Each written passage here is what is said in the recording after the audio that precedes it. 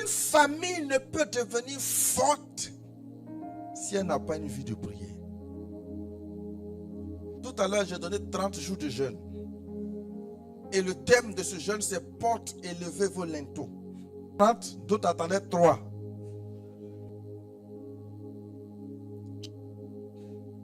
Ça dit que il y a des chrétiens qui n'ont jamais aimé les défis.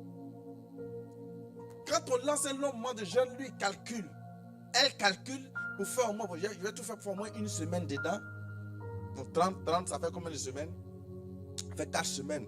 Je vais faire 2 jours par semaine. Multiplié par 4, ça fait 8. Là, si on demande qui est dans le jeûne, je lève la main. Non. La question que je vais poser, c'est qui a fait les 30 jours? Alléluia. Tu calcules parce que tu n'aimes pas la prière. Est-ce que vous savez que sans le jeûne, on a du mal à devenir spirituel? Vous ne pouvez pas devenir, toi tu as le Saint-Esprit en partie. Jésus qui avait tout le Saint-Esprit dans son corps, il jeûnait. Pour commencer son ministère même, il a fait 40 jours de jeûne. Lui, il causait Dieu comme ça, bouche à bouche. Tu n'as même pas encore vu Gabriel? C'est toi qui discutes les histoires de jeûne. Parce que certains péchés viennent de vous. Ça veut dire que ce n'est pas Satan. Tu es né comme ça. Vous comprenez? Il y a des gens qui naissent adultères. Il est né là, c'est un adultère. Il est né, ça est dans son sang. D'autres naissent polygames. Ne peut jamais être fidèle à une femme. Il faut au moins 3. C'est-à-dire qu'il trompe la principale, il trompe la maîtresse.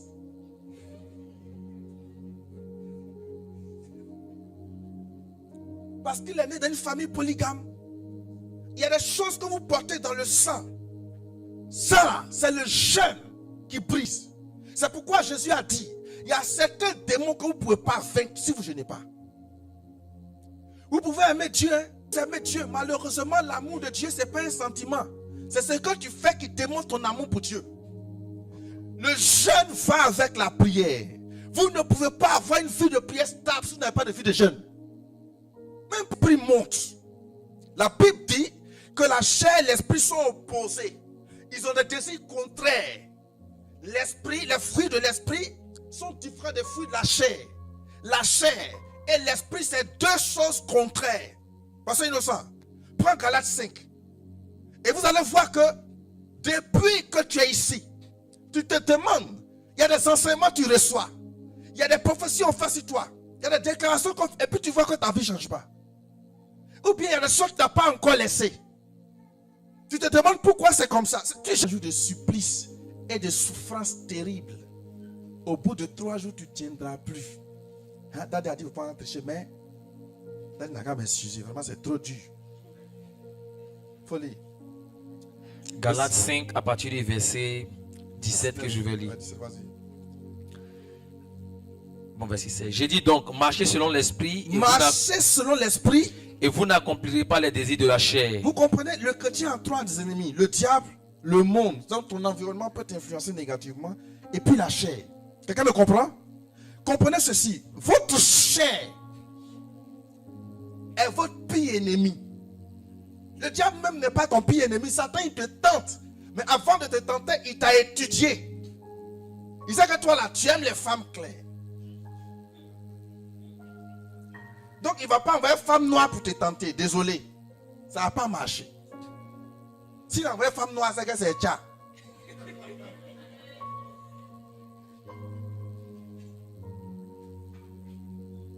Alléluia.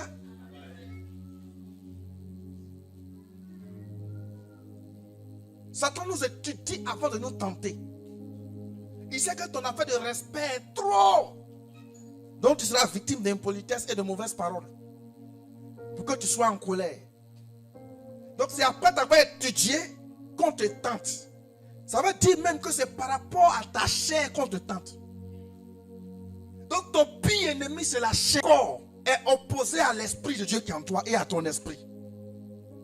Donc tant que tu manges, tu étouffes ton esprit. Il y a des gens qui mangent bien. En tout cas, ils mangent bien. Il y a claude dans la sauce, il y a crabe, il y a poisson. Il y a viande de porc. Il y a viande de mouton. Et puis il y a un peu d'adjuvant dedans pour donner le sens, l'odeur de pourri dessus. Ils aiment quand c'est un peu façon là. Ok. Tu as vu comment tu manges bien? Bon. Et sur la table, il y a le foutou. Mais est-ce que c'est comme ça que tu manges spirituellement? Quand tu as fait de manger tout ça, ton ventre, lorsque tu ouvres ta Bible, car Dieu attend, t'aimais le monde. A dit Jésus, tu es vaincu au nom de Jésus. Tellement ils sont perdus dans leur prière.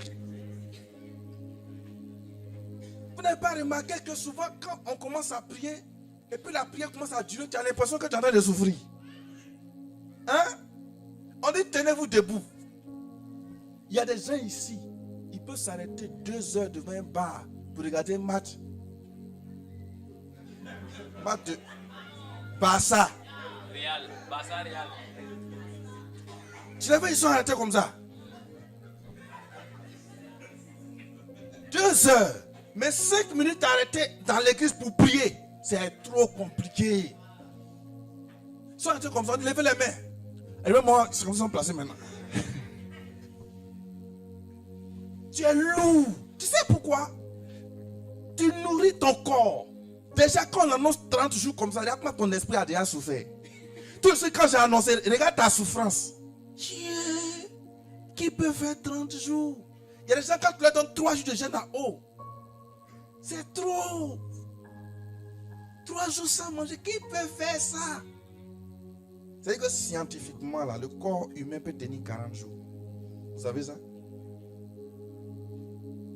Les gens qui n'ont jamais jeûné pendant la crise, ils ont tapé 3 à 4 jours sans manger. Et on dit qu'ils ont égorgé les gens dehors. Tout est fini dans la maison, il n'y a plus d'eau, il n'y a plus de nourriture. Ils ne sont pas sortis. Pour sauver sa vie, il a fait 4 jours à sec. Arrêtez de croire que vous n'êtes pas assez solide. D'ailleurs, le jeûne, à lui seul, peut guérir quelqu'un. Quand vous privez votre corps, parce que souvent, vous savez, on nous le tue tous les jours, c'est ce qu'on mange là qui nous tue.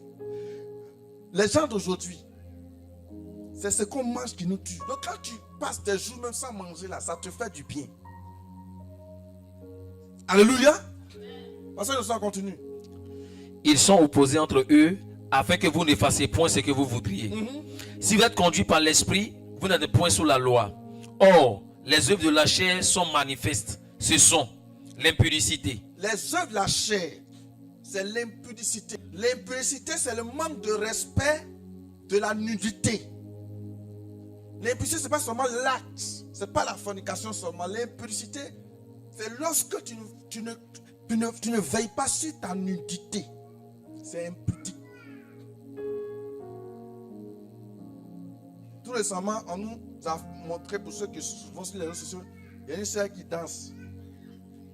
Il y a une robe très moulante. Groupe musical, hein? La robe est très moulante jusqu'à même son nombril, la robe la rentre dedans. Donc quand tu la regardes, tu vois tout. Ça, c'est impudique. On peut se vêtir sans mettre sa nudité dehors. Amen. On parle de confiance en soi, on parle d'estime de soi, c'est n'importe quoi tout ça. C'est un péché que de porter des vêtements qui tendent à mettre la nudité dehors. 2. 3. Toute grossièreté est impudique. Toi, tu t'habilles bien, mais ta bouche, tu parles des choses sexuelles. Alléluia. Tout ce qui tend à offenser la nudité, c'est impudique. Continue. L'impureté. L'impureté. La dissolution. La plupart de l'impureté, c'est beaucoup de choses. Amen. Je ne vais pas parler des gens qui ne sont pas propres. Amen. Même s'ils ne pas être propres, c'est aussi un péché. Il y a le minimum. On ne te demande pas d'être Ruby. Mais il y a le minimum. Amen. Mais l'impureté, comme par exemple la masturbation, c'est de l'impureté. Et les esprits impurs, Parce que les esprits, il y a plusieurs sortes, mais il y a certains qui sont vraiment sales. Ils travaillent beaucoup dans ce domaine-là. En toute chose, il y a de l'impureté. Hein? Amen. C'est de la saleté. C'est les comportements sales. Toutes choses, là, vous allez remarquer qu'il y a le bon et puis il y a le mauvais. Les vices. Tu aimes quelque chose jusqu'au point où ça devient comme un problème pour toi. Comme cet homme-là, je vais prendre le modèle le plus simple. Il aimait tellement arachide, grillé, que quand il a mangé, s'il n'a pas mis arachide grillé dessus, c'est qu'il n'a pas mangé. Afin où tu ne peux plus vivre sans arachide grillé. C'est de l'impureté maintenant. C'est un péché. C'est comme la cigarette, la drogue. Tout ce qui t'en détruit le corps, tout ce que tu prends, il détruit ton corps. C'est de l'impureté. Continue. La dissolution. La dissolution. L'idolâtrie. L'idolâtrie. La magie. La magie. Les inimitiés. Les inimitiés. Les querelles. Ok. Ça, ce sont les œuvres de la chair. C'est totalement mauvais. C'est de ça que ton corps a constamment besoin. C'est pas tout que chacun a, mais chacun a pour lui. Donc, tu peux être spirituel, mais quand tu arrêtes de veiller sur ta spiritualité, tu redeviendras charnel. Parce que tant que Jésus-Christ n'est pas revenu et que ce corps-là n'a pas été transformé, ce corps-là va toujours demander le péché. La chair, c'est l'orgueil. La chair, c'est la fierté. La chair, c'est la colère. Ce sont les rancunes. Toi-même, tu veux pardonner, mais tu n'arrives pas à pardonner. Hein? Tu ne comprends pas? Tu as trop mal. Ça fait trop mal. Mais tu dis, mais ça là, mais ton cœur ne veut pas. C'est la chair. Et ces choses, vous ne pouvez nettoyer que dans le jeûne. Vous ne pouvez pas soumettre votre chair si vous ne jeûnez pas. Or, les gens charnels là, il y a des esprits qui ne peuvent pas chasser. Je vous ai dit, il y a des gens pour qui on prie et puis le démon dit, pasteur, il m'en va, je vais revenir. À cause de la personne même pour qui tu pries là, elle va me faire revenir. Parce qu'il y a des comportements qu'elle a, Dieu lui a dit de laisser, elle ne veut pas laisser. Donc, pour être transformé, tu peux t'asseoir. Le jeûne vous aide, la prière là, est liée au jeûne. Vous voulez avoir une vie de prière, commencez à jeûner. Commencez à jeûner. Les 30 jours là, il faut respecter. Dieu veut te faire passer par de nouvelles portes. Dieu veut te lever à un certain niveau. Donc 30 jours là, nous allons prier pour l'église. Nous allons prier pour nous-mêmes. Et après on va se rassembler pour un moment d'édification pendant 24 heures dans sa présence. Plus vous passez du temps avec Dieu, plus vous lui ressemblez. Amen. Tous les anciens qui sont ici, n'allez pas manquer les 24 heures là. Aujourd'hui, on commence à faire la liste. La dernière fois, il y a des anciens qui n'étaient pas là. C'est dans un mois, 10 jours. Mettez ça dans votre programme. Je ne vais pas attendre, ah papa, vraiment, j'étais occupé. Demandez permission déjà pour ceux qui travaillent. Dites à vos patrons que le 28 là, samedi 28. Parce que samedi, c'est un jour normalement où on ne travaille pas. Demandez permission. Ne vous cachez pas derrière vos activités pour ne pas venir prier. Parce qu'il y a des choses que Dieu veut te faire éviter. Nous allons profiter pendant les 30 jours pour prier aussi pour le pays. Je vous ai dit, si vous ne priez pas aujourd'hui, vous allez prier demain. Et pour demain, là, même pas te supplier même. Tu seras un grand intercesseur. Donc il faut prier aujourd'hui pour que tout aille bien. Il n'y a pas quelqu'un ici qui aime la guerre. Alléluia. Il n'y a pas quelqu'un ici qui aime le sang versé, à moins que tu sois un sorcier. Nous allons prier pour le pays. Pendant 30 jours. On va prier pour nous-mêmes. Vous savez, nous sommes pour plusieurs autres nations. Et Satan est en train de faire en sorte que, au lieu que la nation entre dans sa gloire, la nation se détruise. Vous savez le nombre de temps qu'il faut pour reconstruire une nation? Alléluia. Donc il faut que nous soyons à la brèche pour que le plan parfait de Dieu s'accomplisse. Pour que Dieu établisse celui et ceux qu'il a choisis. Amen. Sans parti pris. Chacun de vous doit avoir sa propre cuisine interne avec Dieu. Des heures auxquelles tu te donnes rendez-vous au Seigneur où tu te réveilles pour prier. Obligatoirement. Et ça là, ce n'est pas un truc, c'est parce que si je réveille que je le fais, mais parce que on a fait un culte, même bon culte le dimanche, il y a le feu que je le fais. Non, ça n'a rien à voir. Ça, quand il est l'heure, ton portable sonne, même quand tu as sommeil, tu te lèves, tu laves ton visage et puis tu t'en vas prier. Parce que Dieu, le rendez-vous que tu lui donnes, il respecte. Le rendez-vous que tu lui donnes, il respecte. Et faites très attention, quand un mot d'ordre est lancé, hier j'ai déjà informé le pasteur d'Abobo, quand un mot d'ordre est lancé, souvent les jeunes qu'on donne là, c'est pour prévenir beaucoup de choses. C'est que souvent l'église va entrer dans une période d'attaque. Satan va vouloir attaquer les membres de l'église. Vous comprenez? Donc Dieu permet qu'on soit en jeûne et puis ça déjoue tous ses plans. Mais si vous n'êtes pas vigilant, ceux qui souvent glissent, parce que souvent il y a des jeunes, quand on fait ça chauffe. Quand vous jeûnez puis ça chauffe là, c'est que c'est avec que vous êtes entendu là. Ils t'ont laissé seul. Donc toi seul tu sens le poids. Cette fois-ci, faites le jeûne. Frère, à un moment donné, l'Afrique est dans une phase vraiment importante.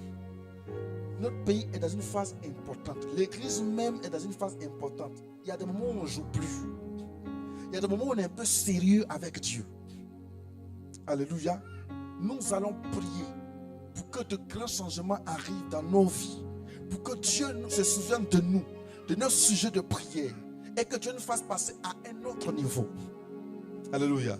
Nous allons prier pour que le Seigneur nous aide à entrer dans des dimensions particulières. Amen. Alors comprenez ceci. Ce que nous allons faire est très important. Et nous allons chercher la face de Dieu. Et nous devons nous élever dans la prière. La seule chose qui peut apporter le changement, c'est la prière. Et la Bible dit, il persévérait dans la prière. Et vous savez ce que nous allons faire? Les pré-intercessions, on va commencer à programmer des baptisés. C'est-à-dire qu'on peut dire dimanche prochain, la pré-intercession, c'est Durand qui gère. Le dimanche qui vient, la pré-intercession, c'est le frère Hervé. Je vais vous occuper. Alléluia. Et dans les familles, on va s'organiser pour que tout le monde puisse participer à l'œuvre. Une fois, il y a une de mes filles qui m'a demandé, Daddy, pourquoi vous les pasteurs, certains pasteurs ne s'attachent pas aux gens? Il dit l'attachement implique la confiance. Un homme de Dieu ne sert pas Dieu avec les émotions. Il faut aimer. C'est l'amour qu'on donne. Ne devez rien à personne si ce n'est en quoi? Trahison.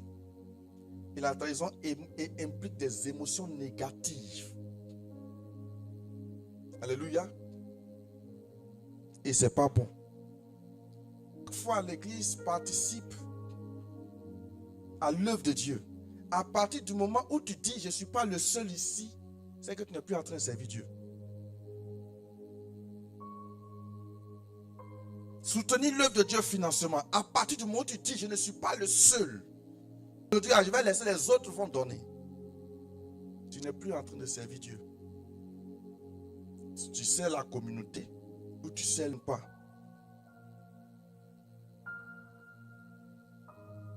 Ça devient un problème. On dit, il y a tel frère qui va se marier, on va cotiser de l'argent pour lui. Il y a des gens qui refusent de donner parce que c'est la tête du frère qu'ils voient. À partir de cet instant, c'est plus Dieu que tu sais. En réalité, ce n'est pas le frère que tu dois voir, mais qui tu dois voir? Le Seigneur. serviteur de Dieu, un enfant de Dieu fait, il le fait pour le Seigneur. Alors le Seigneur te donne rendez-vous les mercredis soirs. Et c'est un message qui est même enregistré pour votre bonheur. Il y a des choses que vous ne pouvez pas recevoir en différé. C'est en direct que vous pouvez recevoir. Et vous n'êtes pas connecté. C'est d'autres brebis qui sont connectées. Elles continuent à être connectées parce qu'elles savent ce qu'elles cherchent. Mais est-ce que toi, tu sais ce que tu cherches? La malédiction familiale et héréditaire. Je suis en train de détailler ça là-bas. C'est d'ailleurs un enseignement que je n'ai pas encore détaillé ici. Et je vous ai dit que les dimanches, on ne peut pas tout dire. Mais tu ne te connectes pas. Après même, tu ne vas pas pour regarder. Bon, tu cherches quoi maintenant? Hein, Steven? Tu veux grandir, tu veux monter. Mais tu n'aimes pas la parole de Dieu. Tu ne t'attaches pas à la parole de Dieu. Prenons nos Bibles. Dans Actes chapitre 2, le verset 41.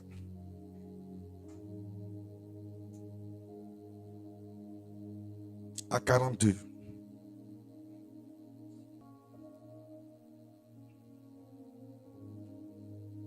Devenir une famille forte. Le thème d'aujourd'hui. Les familles ne seront jamais supprimées ici. Amen. Les familles ne seront jamais supprimées. Parce que c'est un système qui a été inspiré par Dieu. C'est le système d'accueil même de l'église. Alléluia. Quand quelqu'un vient, une nouvelle âme arrive, que ce soit un ancien chrétien ou un nouveau chrétien, c'est pas moi qui devrais recevoir la personne, c'est plutôt les familles qui reçoivent la personne, qui la mettent à l'aise pour qu'elle se sente en famille. Alléluia. Actes chapitre 2, verset 41 à 42. Allons-y. Actes chapitre 2, à partir du verset 41. Ceux qui acceptèrent sa parole furent baptisés. Et en ce jour-là, le nombre des disciples s'augmenta d'environ 3000 âmes. Pain et dans les prières. Amen. Amen. Ceux qui acceptaient la parole, sa parole fut baptisée. Amen. Et en ce jour-là, parce que nous sommes ceux qui acceptaient la parole de qui? L'apôtre Pierre. Alléluia. Amen. L'apôtre Pierre a prêché de sa parole. Alors, ils sont devenus des disciples. Alléluia. Vous ne pouvez. Le Seigneur assis sur son trône, il est toujours en train de causer avec Gabriel, et n'oubliez pas. La semaine dernière, il y a des personnes qui ne sont pas venues. Qui a pris son téléphone pour appeler un frère qui n'était pas là? Pour avoir de ces nouvelles. Aujourd'hui, Dieu nous a fait la grâce. Toutes mes filles qui attendaient un bébé sont en train d'accoucher. Alléluia. Dieu, en tout cas cette année, nous sommes bénis. Le peuple est en train d'augmenter. Je vous le dis et je vous le répète. Dieu a ses principes et puis vous ne pouvez pas tricher avec lui. Le premier pas pour être un bon disciple, c'est d'abord d'apprendre à accepter les enseignements de l'apôtre qui vous dirige. La Bible dit, le nombre de disciples s'est augmenté environ de 3000. Ils persévéraient dans l'enseignement des apôtres. Comment se fait-il que le dimanche, après une semaine d'un enseignement dans lequel je voyais vos yeux briller parce que ça vous plaisait, vous étiez bien nourris, le jour J, 7 jours après, vous n'êtes pas... Ce qui est encore étrange, c'est que les enseignements sont sur Internet. Et la plupart des gens ici ont un smartphone. Si tu n'as pas de smartphone, il faut avoir cahier. Il y a des moments, moi-même, je vais sur la page YouTube pour télécharger ce que j'enseigne, pour m'écouter, écouter ce que Dieu dit. Parce qu'il y a des choses souvent qui sortent qui sont totalement inspirés. Lorsque je t'enseigne, tu dois t'exécuter. Dans une famille, il y a les parents et il y a les enfants. Parmi les enfants, il y a les aînés et il y a les plus petits.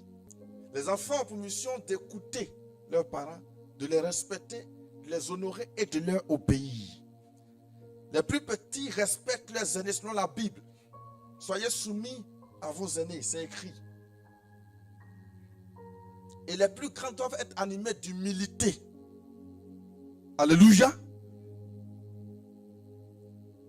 Et donc ce qui vous est enseigné, si vous ne prenez pas ça comme quelque chose,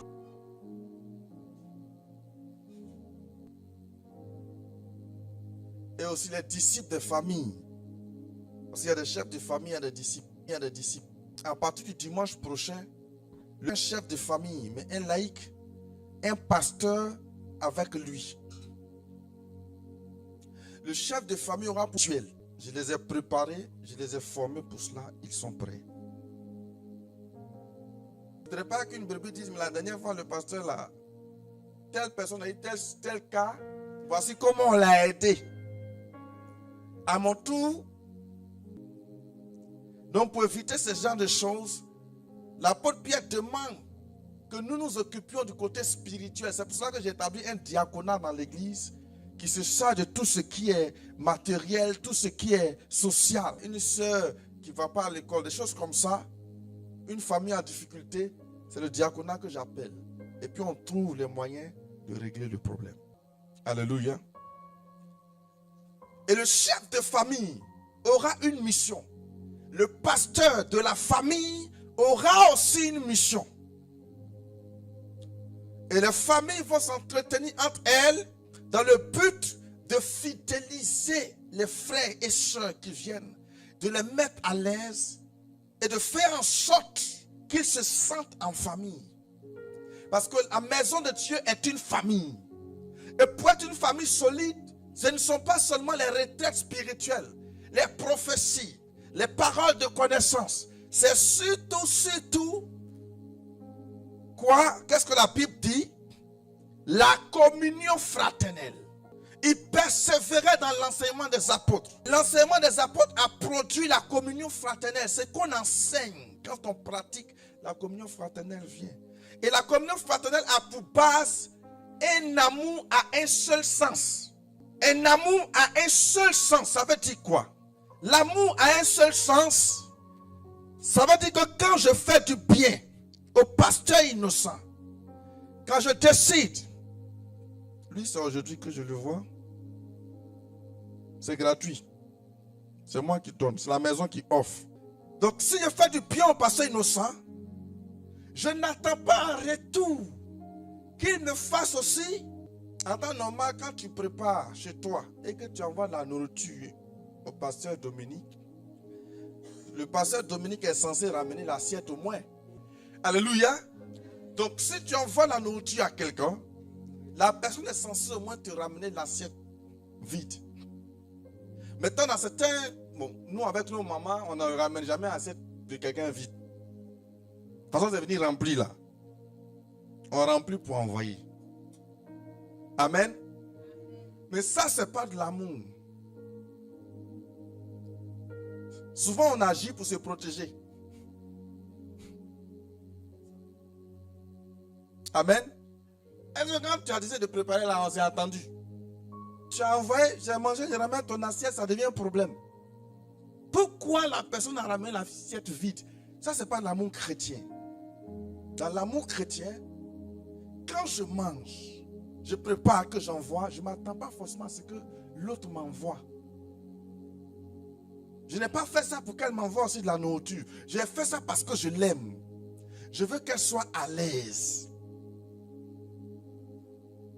Je veux que la personne se sente bien.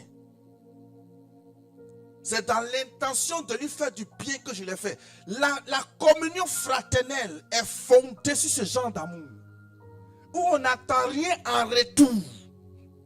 Mais ce qu'on fait, on le fait parce qu'on aime Dieu. Quel bien vous pouvez faire au Seigneur, dites-moi. Steven, est-ce que quelqu'un veut faire du bien à Dieu? Si. La seule manière de faire du bien à Dieu, c'est de faire du bien à ceux qui sont autour de toi.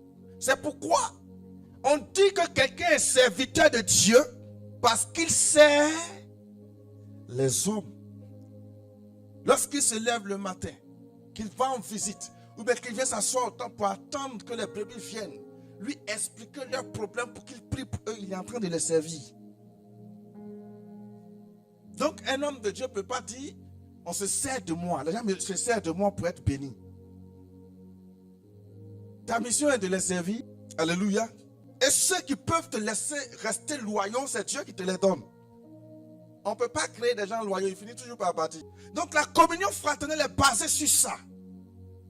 Dans la famille, on s'entraide, on se soutient, on se fait les dons, on se salue, on s'appelle. La seule, elle a appelé 2 fois, elle ne m'a jamais appelé. Donc, big up à elle. Au revoir. Tu appelais par rapport à quoi? Si dans ton esprit, le bien que tu fais à autrui, ce n'est pas à Dieu que tu fais, mais que tu regardes à l'homme, tu vas arrêter tout de suite. Frère, tu vas arrêter. Si ton ministère, l'œuvre de Dieu que tu fais est centrée sur l'homme, c'est-à-dire que tu regardes à l'homme, tu vas arrêter de servir. Vous savez pourquoi? Vous ne savez pas? Parce que l'homme est ingrat. Le seul qui n'est pas ingrat, c'est Dieu. Le seul qui n'est pas ingrat, c'est Dieu. Il y a des gens qui sont très comment on appelle ça? Ils sont dans la réciprocité. C'est-à-dire que tu as fait quelque chose pour eux, ils vont te renvoyer l'ascenseur. Ce genre de personnes-là, c'est des palabreux. Hein? Parce qu'ils se blessent facilement. Faites très attention à quelqu'un qui a l'habitude de vous renvoyer l'ascenseur. C'est pourquoi vous n'avez pas raison sur lui. Hein? Mais c'est très difficile souvent de les voir eux-mêmes prendre des initiatives et aller vers le jour où ils font du bien à quelqu'un. Ils attendent un retour. Hein? Ah, ils attendent ton retour. Hein? Il y a vu les gens qui vous écrivent bonjour. Puis ils attendent 2 heures. Et puis ils suppriment. Ils se reconnaissent. Souvent je suis là et puis il y a des brebis qui m'écrivent. Papa, je vais peut-être bonjour papa, je vais peut-être expliquer quelque chose. Si je n'ai pas répondu, l'explication ne viendra pas. Pourtant souvent je suis en plein entretien. Souvent je suis en train de prêcher. Tu envoies le message. Il faut expliquer. Tu envoies le vocal ou bien truc. Et puis après, je vois et je te réponds après. Déjà, quand tu écris à quelqu'un, il faut savoir la qualité de la personne à qui tu écris. Ça peut être une personne très occupée. Donc toi, tu envoies ton message. Tu sais qu'on était ensemble. Je suis disposé pour toi. Je suis prêt pour toi. Quel est le problème? Mais la personne veut causer avec moi. Est-ce que tu connais le nombre de mes brebis qui veulent causer avec moi? La réciprocité. À certains niveaux est une bonne chose. Mais je ne sais pas chrétien. Dans la chrétienté, ne devait rien à personne si ce n'est l'amour. Qu'est-ce qui amène la communion fraternelle? C'est que lorsque chaque frère décide de vivre l'amour, tout en se disant que c'est Dieu qui le sait. Donc il ne regarde pas à l'homme. Alléluia. Est-ce que vous savez qu'il y a des gens, par exemple, qui refusent de faire des dons à d'autres personnes à cause de ce que les gens peuvent dire? Dans leur esprit, faut pas, je vais faire don et puis la personne va penser que c'est parce que je pense qu'elle n'a pas l'argent. Je pense qu'elle est pauvre. Donc pour se protéger, il refuse de servir Dieu. La Bible dit que si quelqu'un, Jésus dit, si quelqu'un veut me suivre, qu'il porte sa croix. Jésus était à la croix. Il était en train de mourir pour nos péchés. Et puis les humains pour qui il mourait étaient en bas en train de se moquer de lui. Les humains pour qui il mourait en bas, à la croix, étaient en bas en train de dire, toi, tu n'as pas dit que tu es le fils de Dieu. C'est pas toi qui guérissais les malades ici. C'est pas toi qui ressuscitais les morts. Maintenant, toi-même, il faut descendre. Sauve-toi toi-même. Une manière de dire, on ne t'a pas envoyé. Hein, ma fille Tina? On ne t'a pas envoyé. Il y a quelqu'un qui dit, c'est mon zèle là, qui fait qu'on parle comme ça. Si vous voyez mon pied là-bas encore, coupé. Si Jésus avait dit ça, on serait là. Écoutez, la Bible dit tous ceux qui voudront vivre pieusement en Jésus-Christ seront persécutés. Vous savez ce que c'est que la piété? La piété, c'est lorsque l'enfant de Dieu décide de s'appliquer à la parole de Dieu et de bien faire les choses comme la Bible dit. Si vous voulez connaître la vraie nature de l'homme, commencez à pratiquer la Bible. Vous allez voir ce que l'homme est. Maintenant, vous ne deviendrez jamais un bon chrétien si vous ne surpassez pas la nature humaine pour continuer à faire ce que Dieu vous demande de faire. Nous devenons une famille forte lorsque, premièrement, vous qui êtes petits ici, vous commencez à vous attacher à la parole de Dieu que je vous enseigne. Et à en faire une pratique régulière. J'ai compris que les chrétiens, on doit tout leur dire. C'est que tu n'enseignes pas, le peuple ne fera pas. C'est aussi simple que ça.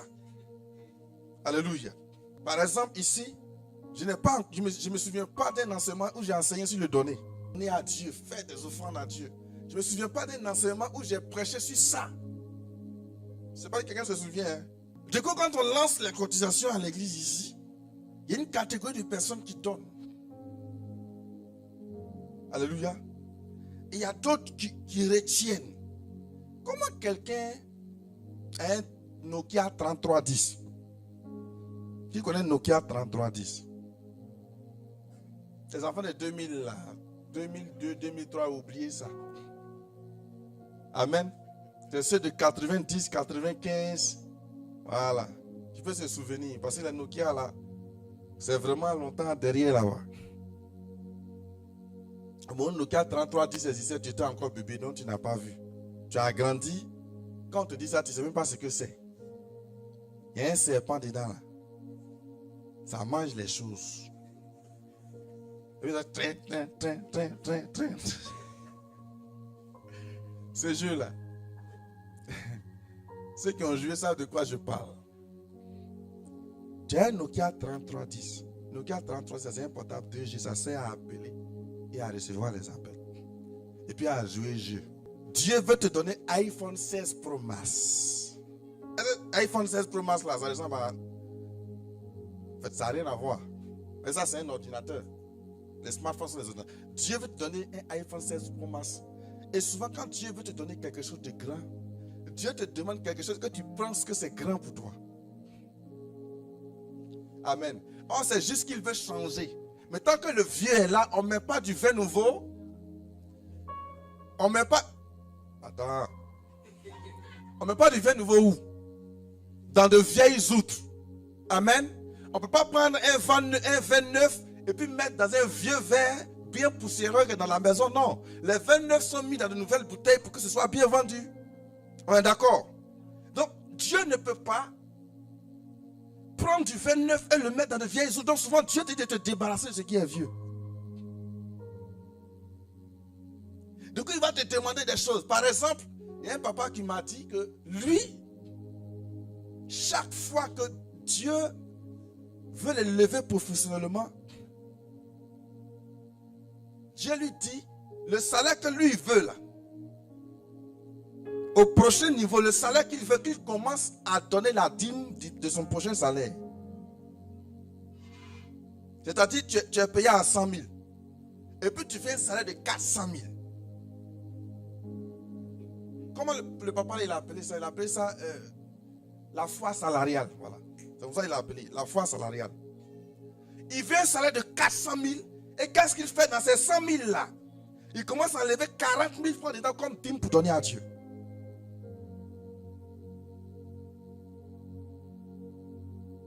Lui, il m'a dit qu'il n'est même pas ici. Hein. Ce n'est pas un papa d'ici. C'est un papa que je connais. Il m'a parlé de ça il y a au moins 3-4 ans en arrière.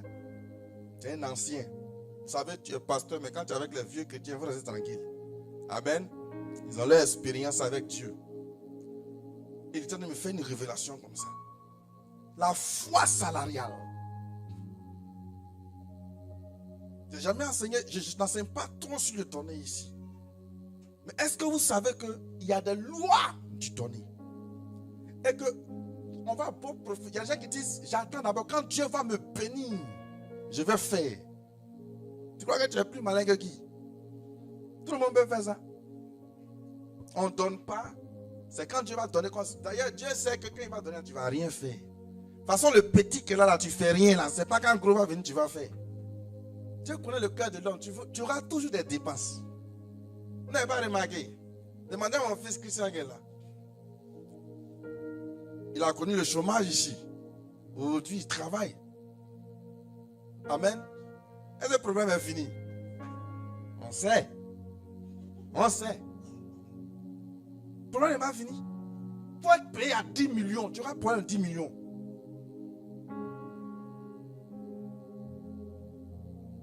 Alléluia. Donc, tant que tu n'as pas développé la culture de servir Dieu financièrement, tu ne vas pas le servir. Ce n'est pas possible. Ça sera tout le temps compliqué pour toi de faire un sacrifice.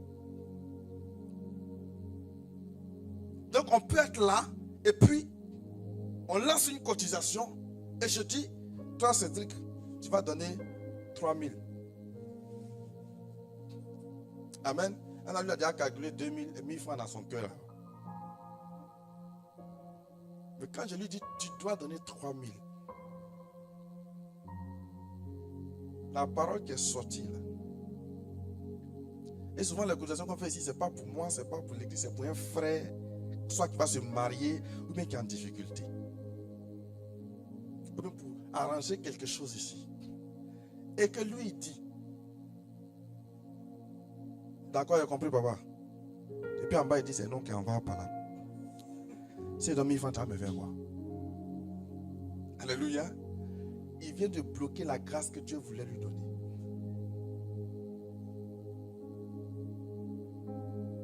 Quand Dieu veut vous élever, Dieu vous demandera des choses, souvent qui paraissent trop pour vous. Et ici, j'ai l'habitude de tomber sur vous, je tombe sur vous et dis, on va faire la Pâque. Pâque là, c'est 1,5 million. Là, c'est la cotisation. Et souvent, dès que la cotisation est lancée, il y a certains qui ont résolu en leur cœur de ne pas faire. Et ce qui doit venir, c'est déjà calculé. Et nos prochains programmes, tous ceux qui travaillent ici, on vous colle des quotas. Regardez l'église des assemblées de Dieu. Ils sont bénis, non? Ils sont puissants. L'assemblée de Dieu ne construit pas un petit temple. D'ailleurs, à Abidjan, ils ont les meilleurs temples. Ce n'est pas un amusement. Et là, ce n'est pas un temple, ce n'est pas 2 temples. C'est beaucoup de jolis temples. Mais pour construire un temple de 2 milliards, il faut qu'il y ait des gens qui ont l'argent dans l'église. Vous savez pourquoi? Ils participent à l'œuvre de Dieu. Mais quand moi j'ai fait un peu les assemblées de Dieu, quand on distribue les cotisations, les gens ne murmurent pas. Parce que dans leur esprit, c'est Dieu qu'ils servent comme ça. Et c'est à partir de là que Dieu bénit. Et si on te demande plus, peut-être que ça a l'air d'être au-delà de tes forces, sache que c'est une bénédiction. Parce que à celui à qui Dieu demande beaucoup, Dieu donne beaucoup. Alléluia. Donc, pour être une famille forte, vous devez être des chrétiens qui font attention à la nourriture spirituelle qui leur est donnée. Premièrement. Deuxièmement, apprenez à donner de l'amour. La communion fraternelle, c'est donner de l'amour sans attendre en retour. C'est vrai, quand tu viens à l'église, souvent tu as tes problèmes, tu as tes soucis.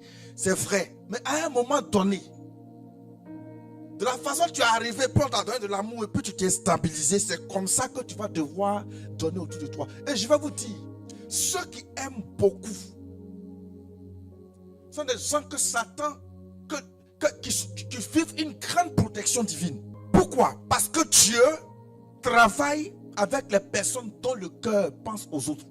Dieu travaille avec les gens dont le cœur pense à la communauté. Ceux-là, Dieu veille sur eux parce qu'ils sont utiles. Ils ont le cœur de Dieu. Tant que vous ne penserez pas comme Dieu, vous allez vous limiter. Alléluia. Tant que vous ne penserez pas comme Dieu, vous n'aurez pas le cœur de Dieu, vous n'aurez pas de bons résultats.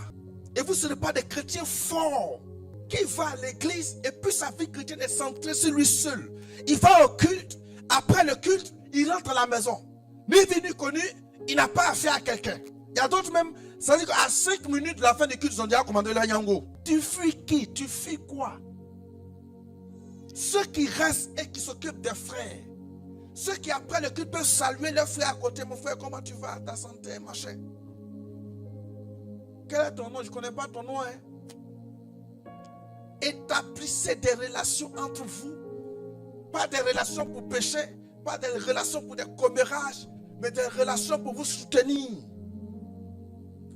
et changer les numéros. Il y a combien de numéros de chrétiens de l'église là dans ton portable? Et souvent les gens se basent sur les expériences passées, sur les problèmes qu'ils ont eus. Non, commérage, non, Max, ceci. Moi en tout cas, moi tu sais Dieu comment? Jésus a été faussement accusé. Jésus a été critiqué. On l'a traité de possédé. Jésus allait donner révélation.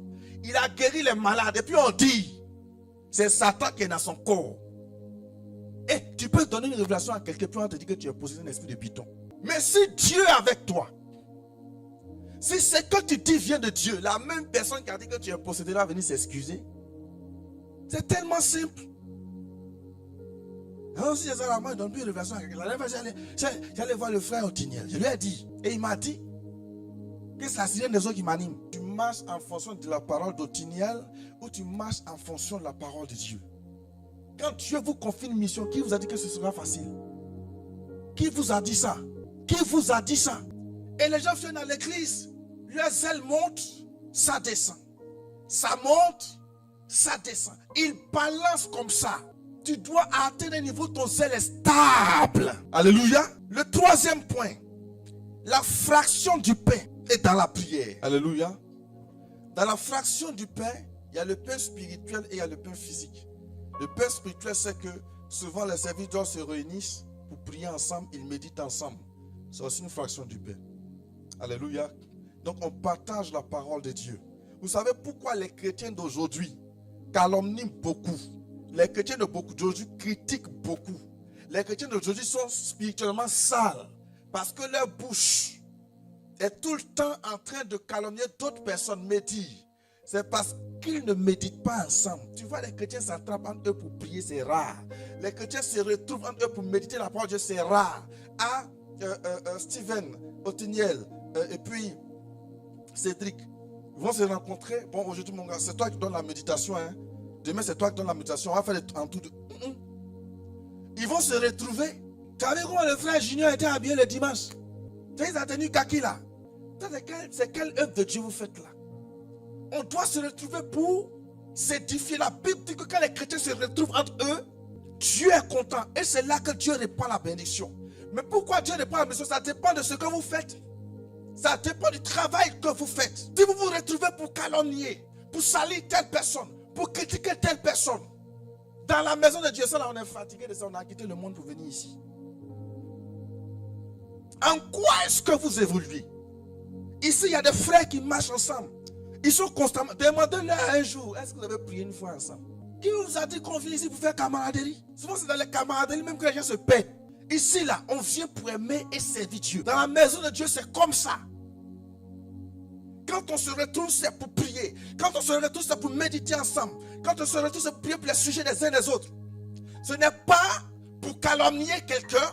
Ce n'est pas pour salir quelqu'un. Ce n'est pas pour critiquer l'église. Vous savez que souvent, des gens peuvent se retrouver et puis ils parlent du ministère du pasteur. Les défauts et les tares qui sont dedans, ils vont en parler, mais ils ne vont jamais prier pour son ministère.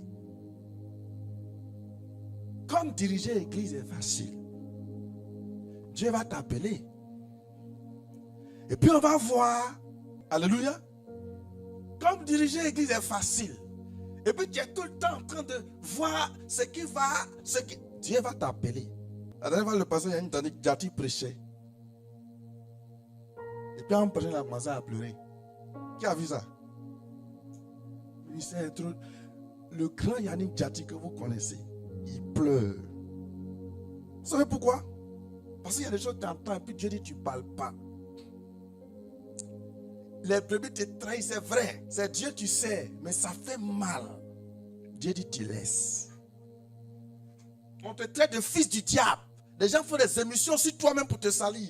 Comment quelqu'un, ton ministère de trouver des faux hommes de Dieu, mais jamais les bons. Hier, j'ai vu cette vidéo, parce que les gens lui ont dit, mais toi, depuis des années, tu parles des faux pasteurs. Tout le monde est faux pasteur, on a compris. Montre-nous les bons. Il dit, mais depuis longtemps, moi, je vous parle du bon. Le bon, c'est Jésus. Ah, le bon, c'est Jésus. Et puis le mauvais, c'est pas Satan. C'est une fuite en avant. Le Jésus qui est le bon, qui te dit d'aller dénoncer les autres, il ne peut pas te dire qu'il le sait vraiment. C'est malhonnête. Jésus peut te révéler les faux pasteurs, hein, mais il ne peut pas te révéler les bons. Il ne sait pas, ce genre de ministère fait que beaucoup de gens ne vont pas à l'église. Parce que ce n'est pas un païen qui fait ça, c'est un chrétien qui est en train de dire que tous les pasteurs, lui par exemple, il a pris tous nos pères de Côte d'Ivoire, là, depuis le vieux Dion. Tout récemment, c'était l'autre. Le jour Kangouka fait un grand programme où il réunit 3 millions de personnes, il n'en parle jamais. Quand Pasteur Mohamed Sanjogo va dépasser 2 milliards pour aller en Centrafrique faire des évangélisations, il n'en parle jamais. Quand c'est bon, il ne touche pas. C'est l'église du Seigneur. La dernière fois, il y a un prophète qui les a déphasés. Le prophète camerounais. Il est venu. Il dit que vraiment, lui, il va divorcer. Pourtant, le gars a lune de miel. Tous les prophètes. Voilà ce qu'on a dit. D'autres me disent même, le Seigneur m'a dit de dire, papa, il va divorcer. Quand vous ne vous taisez pas là. La honte de ça maintenant. La prophétesse là, je vous avais dit. Les gars étaient en train de mentir. C'est là. Si Dieu te parle, Dieu n'est pas capable de dire non, ce qu'il est en train de dire là, c'est pas vrai. Il est en train de s'amuser. Dieu ne peut pas dire ça. Son truc là, c'est vrai. Les gens n'ont pas apprécié qu'il ait joué à ce jeu, mais ça a montré tous les faux. Tous ceux qui mentent là sont sortis. On les a tous vus. Je ne parle pas des pasteurs qui donnent des conseils. Il y a ceux qui sont venus donner des conseils, fait ci, fait ça. Mais les dieux m'ont dit là, les vrais on les a connus, les faux on les a connus. Et tous sont sortis en même temps. Parce que le prophète qui est sorti pour faire ça, c'est un grand homme de Dieu qui fait des dégâts dans le royaume des ténèbres au Cameroun. Donc quand il est sorti pour dire vraiment, il s'est marié mais il va divorcer. Et tous les prophobos d'internet, chacun a commencé à parler. Chacun a commencé à parler. Ça les a loupés. Après il a demandé pardon, mais il les a eus. Et il a très bien fait parce que finalement, on sait qui ment, qui ment pas. Tous les faux, ils ont saisi ça. Commencé à dire, voilà, on avait prophétisé. Il y a d'autres même qui prévoient la mort de certains hommes de Dieu. Maman Sanogo, je t'avais dit, tu vas mourir. Montrez-nous les bons. En fait, ils sont en train de vous dire que eux là, c'est eux qui sont les bons. Mais comme on ne peut pas dire je suis le bon, ne les suivez pas, ne les écoutez pas. Un vrai homme de Dieu qui connaît la souffrance du ministère ne peut pas s'amuser à salir d'autres. C'est trop compliqué. De toute façon, on souffre dans le ministère là. Toi, tu ne souffres pas. Peut-être tu es sous souffrance des autres comme ça. Quand vous voyez un homme de Dieu que Dieu a appelé là, si vous avez le Saint-Esprit, vous savez. On n'a pas besoin de vous dire. Même tous ceux qui sont sur Internet, là, ceux qui sont vrais, là, quand vous les écoutez, vous les regardez, vous savez. L'esprit se communique. Maintenant, il y a certains que tu as vraiment appelés et qui sont en difficulté, ou bien peut-être qui ont touché au feu étranger. Mais c'est des serviteurs de Dieu. Il peut se repentir à tout moment et puis revenir dans la danse. Moi, quand je vois quelqu'un qui a touché au feu étranger, mais qui est un vrai serviteur de Dieu, qui est peut-être tombé dans les erreurs, je sais. Et je prie pour lui. Alléluia. Donc les frères, quand vous vous retrouvez entre vous, c'est pour prier. Faites des rendez-vous de prière. Cette semaine, j'ai vu certains qui se sont retrouvés ici pour prier. J'ai aimé. Le temple est vide. Lundi, mardi, mercredi soir, retrouvez-vous ici et puis priez entre vous. Vous êtes des amis, vous êtes là, vous vous retrouvez. C'est pour parler des buzz de Facebook.